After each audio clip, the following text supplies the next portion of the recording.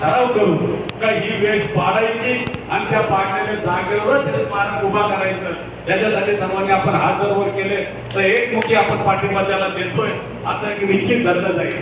आणि भूकन साहेबांनी जे सांगितलं त्याचं मी स्वागत करतो।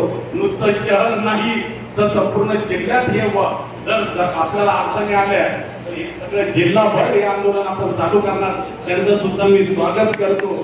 आणि त्यांनी ज्यांनी अडथळे आणले त्यांना या शहराचे विद्रोही देशद्रोही म्हणून जाहीर करू आणि आपण जे कोणी विरोध करत दररोज त्याच्या दारात जाऊन त्याला हे करण्यासाठी डफळं घेऊन त्याचा निषेध करायचा त्याच्या घरासमोर जाऊन आणि हे पुतळ्याला जेवढं होईल त्याला सरळ करण्याचं काम करून आपण हे काम निश्चित करू। मी माझ्या वतीनं पुनश्च एकदा या धनुभाऊला त्यांच्या सर्व टीमला बाळासाहेब असुद्या पुंजा असुद्या भांबरकर असुद्या ही मंडळी जे काम करते आपल्या समोर एकूण पडद्या मागे काम करणारी मंडळी खूप मोठी त्यांचं सुद्धा मी स्वागत करतो।